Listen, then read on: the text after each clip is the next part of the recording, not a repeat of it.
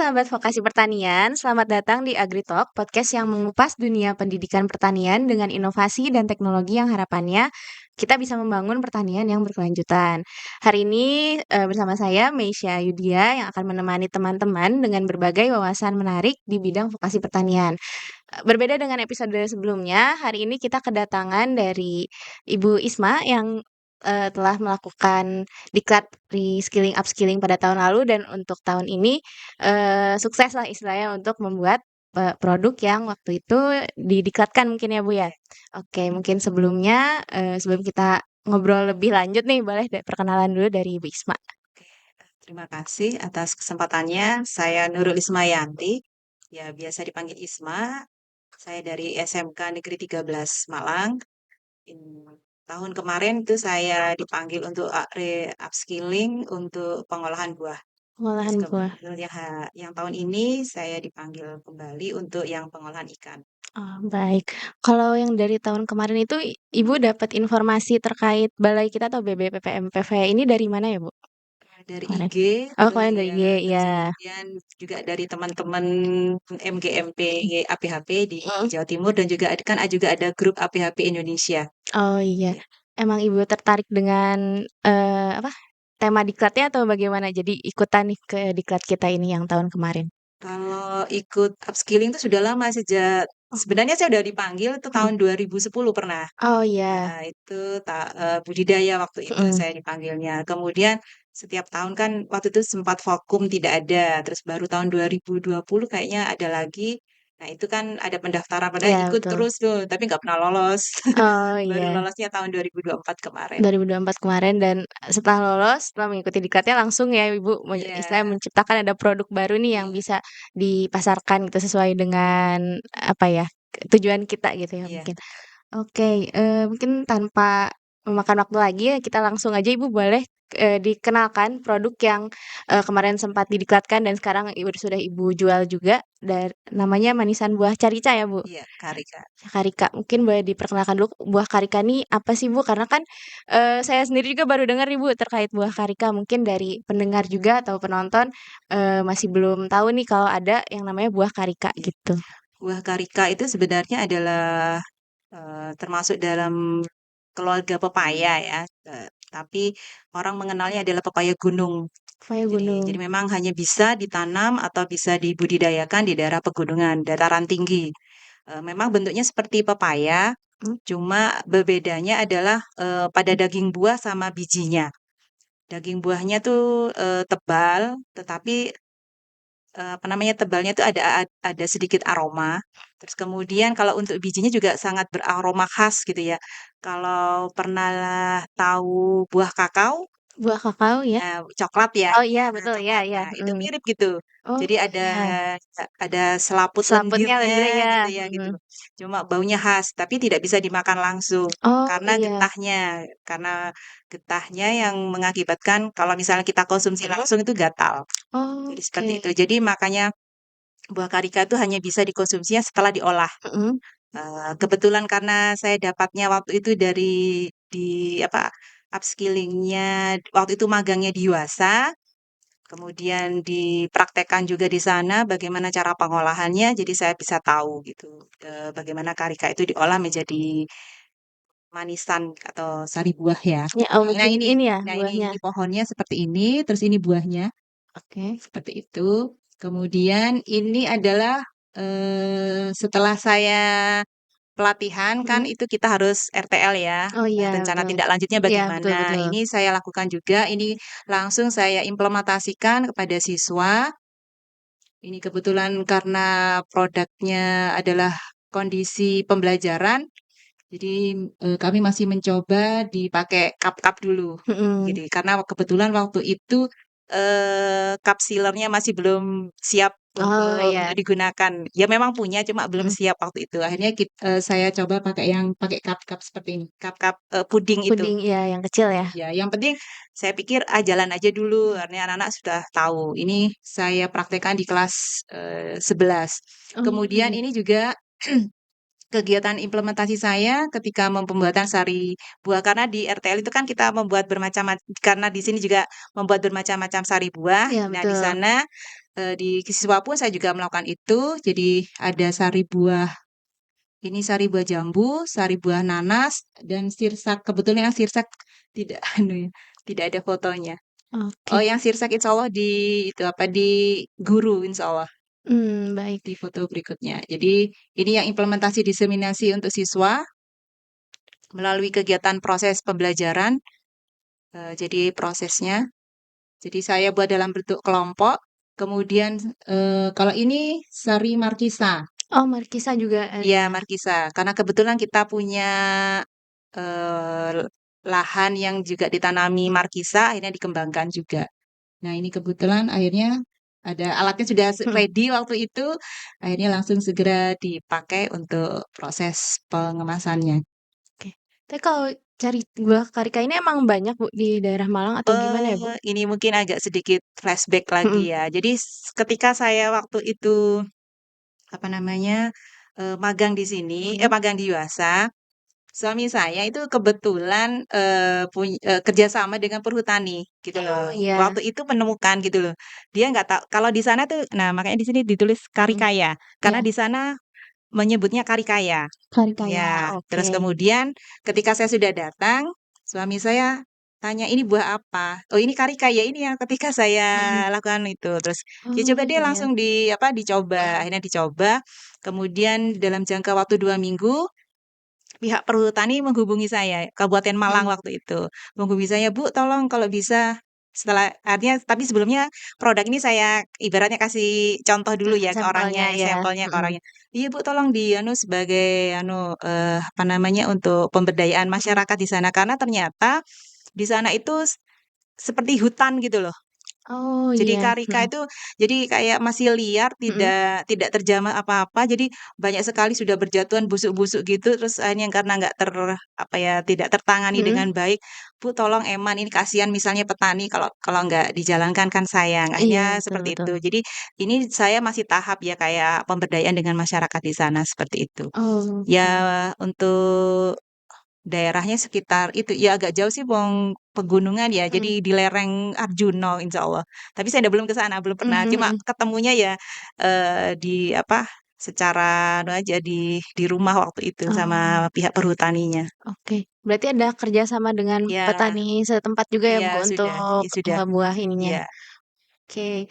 Terus kalau dari Ibu nih, apa ya, istilahnya langsung mau membuat manisan buah karika ini apa ya, awal mulanya gimana, Bu? Selain dari diklat ini kan mungkin terus dari tim perhutani juga, iya, apa, minta tolong mungkin ya ke mhm, Ibu, terus kalau dari Ibu mendapatkan keyakinan, "Oh ini kayaknya bisa nih untuk dipasarkan, produk ini bisa mhm. untuk dijalankan untuk produksinya," itu awalnya bagaimana ya, Bu?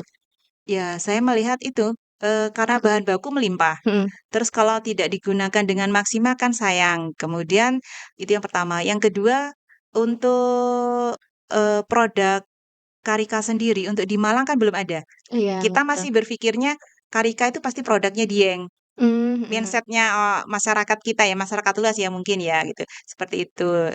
Kalau misalnya saya mencoba itu ya, ini saya kondisi masih mencoba, itu produknya untuk Karika ini ada di Malang, kan mungkin bisa menurunkan harga jual Oh gitu ya, iya. paling gitu. Sehingga kan minat masyarakat untuk membeli kan juga itu. Karena mungkin masyarakat masih melihat, "Waduh kalau beli Karika yang asal Dieng kan harganya Lumayan lumayan," kan mahal, gitu. Jadi, paling tidak dengan mungkin agak sedikit, apa namanya, secara produk itu bisa tersebar di Malang, harganya mhm, bisa lebih lebih agak iya, rendah gitu. oke. Mungkin bisa dijelasin secara singkat juga, Bu, untuk proses produksinya ya, Oh dari ya, awal buah karikanya, terus nanti gimana caranya biar bisa menjadi produk manisan buah karika ya. ini? Jadi karika itu dikupas dulu. Mhm, Nah, untuk ngupasnya karena ini, bergetah dan kalau tidak tahan tangan kita gatal, jadi harus pakai hand glove ya, pakai hand glove oke, yang, mhm, latex itu ya. Kalau pakai hand glove yang plastik itu nanti tembus. Jadi mhm. harus itu dikupas dulu, setelah dikupas baru dicuci bersih. Setelah dicuci, diproses perendaman dengan larutan tertentu, kemudian setelah diproses itu kita blensing atau di-blensing itu kalau kita bilang diseduh sama air Oh iya panas ya, iya, diseduh gitu ya. Kemudian habis itu apa, direbus lagi, direbus, dengan diberi pewarna. Ya, Oke. soalnya kalau tidak berwarna nanti warnanya pucat, jadi putih Oh, gitu. warna aslinya tuh putih ya, Iya, Bu? masih Mhm putih mhm. gitu, terus kemudian dikasih iya tuh, untuk dosis pewarnaannya pun saya juga sesuai dosis, artinya tidak banyak ya, jadi pokoknya asal kelihatan berwarna gitu aja. Kemudian setelah proses perwarnaan itu, di-blensing lagi, Mhm, disiram lagi, terus baru kita buat larutan gula. Nah, oke. jadi setelah larutan gula siap, buah siap, baru dikemas Mmm, secara bersamaan. itu biasanya prosesnya berapa hari ya, Bu? Atau Oh enggak, sebentar? Oh langsung bentar, dalam 1 hari bisa. oh 1 hari berarti langsung kita bisa bikin Iya, produknya ini? iya, Oh lumayan ya, berarti kita bisa menghasilkan banyak gitu ya dalam waktu iya, yang singkat iya. gitu? Ini saya aja kalau misalnya 1 hari buat 20 kilo itu bisa, sekitar kalau misalnya nggak terlalu Mhm, bercecer ketika ngemasnya itu bisa sekitar 200 sampai 250 cup. itu buat 20 kilo, Iya, 20 dua kilo. puluh kilo. Oh Kan lumayan, mhm. itu Mbak, apa namanya, kulitnya kan terbuang, kan Iya, dagingnya mhm. yang ada kan cuma tinggal daging sama Iya, 20 gitu sama kulit sama mhm. bijinya kan, Oke, gitu. gitu ya, Bu. Kalau sekarang ini udah dipasarkan di mana aja, Bu, untuk Untuk produk sementara baru di Malang karena mhm saya masih belum punya izin edar ya, mhm. izin edarnya kan harus dari BPOM. Kalau Oh untuk iya, karena berdasarkan undang-undang untuk perizinan untuk, sari buah, kemudian juga dari hasil hewan itu kan harus dari BPOM, mhm. belum bisa PRT. Ya Oh, memang aturannya seperti itu iya, ya, mhm. gitu. Tapi saya, optimis karena saya sudah punya NIB Oh NIB, sebelumnya. mhm. Kalau NIB saya sudah punya, cuma tinggal perizinan berikutnya. Oke, berarti kalau untuk sekarang mungkin baru diajarkan ke siswa-siswinya, Bu, untuk Iya, betul. pembuatannya ini. Nah, selain dari buah karika, kalau dari Ibu sendiri, pernah membuatnya dari buah apa lagi, Bu? Selain Kalau karika? untuk sementara karena ya kita masih fokusnya ke karika ya, Mhm kalau mau misalnya buat manisan yang lain, misalnya kayak manisan, apa namanya, nanas, mhm. itu tapi orang-orang sudah nggak kan ya, Oh iya, ibaratnya sudah dianggap, ah, sama aja dengan yang di pasaran sudah gitu familiar ya, ya? udah Mhm familiar. Jadi tapi kalau karika ini alhamdulillah karena, oh ini beda, nggak tahu rasanya, mhm. jadi ada, konsumen itu ada minat karena ingin, apa nah, ingin tahu aja Mencoba ya gitu, untuk jadi buah seperti karika? itu. Terus kemudian dengan rasa dan aromanya, karena memang untuk aroma, berbeda, ada Oh rasa harum gitu ya, kalau menurut saya oh iya sih. iya, mhm. Terus kemudian untuk tekstur buahnya mirip seperti kalau saya bilang itu seperti antara mangga sama kedondong. Oh iya, mhm Nah, jadi kalau, dimakan mhm. ya modelnya seperti itulah.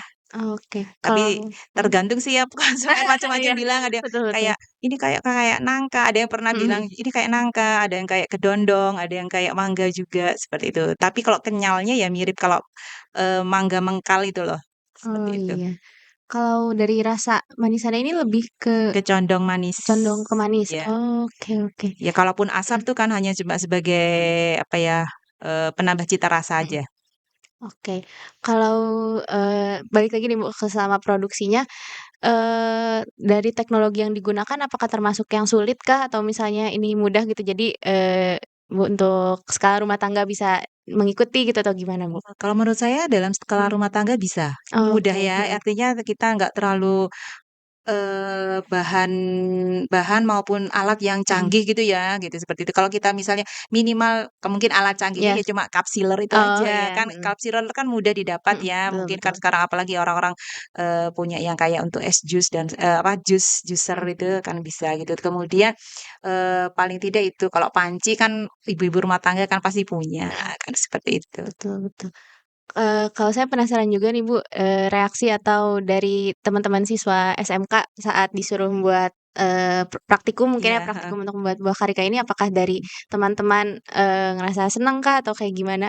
Open kah, welcome atau gimana? Eee Ya, mereka ya cuma gitu ya gini, karena mereka nggak pernah tahu, Oh karena iya ya kan sama Malang mhm itu kan, ya mindset pertama orang-orang Karika tuh pasti dari Dieng. Pertama dipikirnya saya tuh dapat impor gitu ya, mhm, impor iya, dari mhm Wonosobo atau dari Dieng. Enggak, ini saya dapatnya dari Malang, saya mhm gitu. "Oh ya bisa Bu," ya.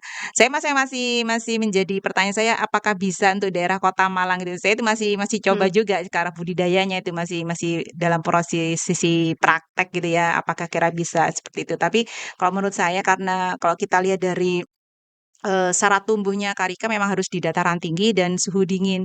Jadi Oh seperti itu. iya, Memang di rumah tuh nyoba mhm sih, saya coba bibitkan itu cuma cuma sampai tumbuh cuma sekitar 20 senti, setelah itu mati. Ya mungkin Oke. karena udara Udara dan aja situ ya, itu. Bu? Ya memang tumbuh dari biji itu bisa tumbuh Mhm. gitu, tapi jadi, "Oh masih belum, nah ini masih percobaan terus kita," gitu, seperti itu. Ya tapi namanya mencoba kan, Mhm. kita coba saja. Betul betul. Berarti sampai sekarang juga masih, dilakukan produksinya ya, Bu, Iya. untuk itu, mencari Tapi konten? masih pre-order ya, Oh, saya gitu pre-order ya? ya. Mhm Terus terang kalau untuk skala rumah tangga, saya masih belum punya mhm. karyawan, karena kesibukan saya guru gitu Iya, ya. betul Jadi betul. saya anggap, ya ini cuma, ya iseng Mhm aja gitu, tapi paling tidak bisa menjanjikan untuk mhm. bisa dikembangkan, seperti itu. Oke, berarti untuk konsumennya mungkin sekarang baru orang-orang terdekat gitu ya, Bu, Ya, yang baru tahu orang terkait ini? terdekat, kemudian ya pokoknya saya pre-order lah, Mhm. seperti itu. Kebetulan yang kemarin ini aja untuk yang hari raya itu juga lumayan sih, satu hari bisa 50 Oh, box. 50 box Iya, segini? Oh, ya segini oke, sudah gitu, sudah aduh itu waktu sudah kewalahan tuh akhirnya saya panggil anak-anak, "Ayo siapa yang berkenan bantu mhm. saya di rumah?" Saya Iya. gitu, gitu. "Oh iya ya Bu," gitu. Akhirnya Oke, kalau satu box ini dijual berapa ya, Bu? ini saya jual 15, 15.000 isinya? isi 6. Ada 6. Oke, mungkin boleh sekalian dipromosiin juga, Bu, untuk ini, siapa tahu nanti ada yang mau Eee, pre-order juga. oh iya Ya boleh silakan. ke Oke, mungkin, para pemirsa semuanya yang, berkenan untuk atau berminat mhm, untuk Karika ini bisa order di saya, di Ibu Isma, iya. teleponnya apa? Oh, atau nanti mungkin, Eee, bisa ya di oh iya komen aja gitu, iya mhm. silahkan seperti itu, Oke bisa bisa nanti untuk telepon dan seterusnya bisa nanti di oke. anukan. Kalau dari peserta diklat yang sekarang kira-kira ada yang tertarik juga nggak nih, Bu, sama manisan buah karika ini yang Yang Ibu untuk jual? yang Mhm, yang kali kali ini ini? ya kemarin tuh juga ya pada dasarnya, oh ternyata baru bisanya, baru baru taunya aja gitu, Mhm oh mhm. artinya, oh Karika seperti ini gitu, seperti Oke, itu. Jadi masih tahap baru tahu gitu, baru tahu, jadi mhm. seperti itu. Oke. Kalau untuk ke depannya nih, Bu, dari rencana Ibu, terkait produk manisan buah karika ini apakah akan mencoba dijual untuk di, apa ya, mungkin skala di tempat oleh-oleh gitu kan, karena lumayan ya bisa Iya menjadi, trademark-lah dari kota Malang, karena kan iya awalnya tahu buah karika ini bukan dari Malang gitu ya, iya Bu? betul.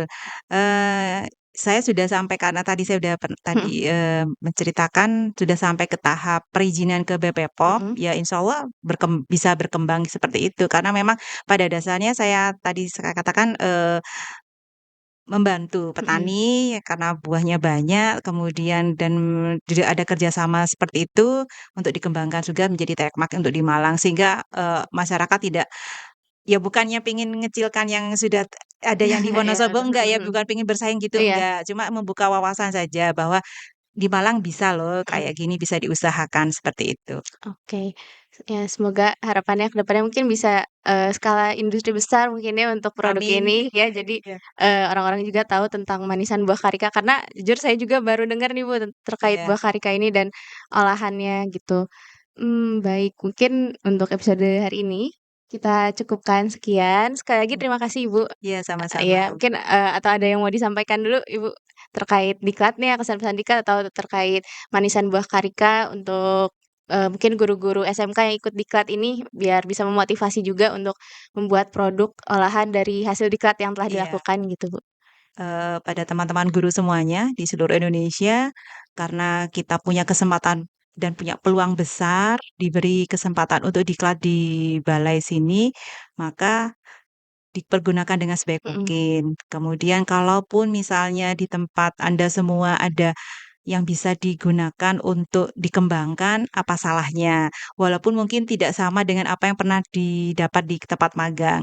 Karena saya pikir semua itu tergantung niat kita untuk bisa meraih, apa namanya, proses, dari magang ini supaya dapat hasil, supaya nggak percuma ya. Jadi ilmu yang kita dapat di magang, di upskilling ini mhm, betul. Sudah kita lalui begitu berat, udah Iya. meninggalkan keluarga terus nggak ada hasilnya, kan Iya. sayang. Jadi seperti itu, dengan sehingga kita nggak percuma untuk dapat suatu ilmu. Saya pikir dengan ilmu yang kita manfaatkan, saya pikir bisa berguna juga bagi kita sendiri, Betul betul. bagi siswa, terus kemudian nanti kalau misalnya ternyata di siswa itu juga, artinya tertarik juga dan ikut mengembangkan juga, berarti berkembang lagi. Jadi Iya. ilmunya jadi berkah kalau menurut Oh, saya iya, seperti itu. betul betul.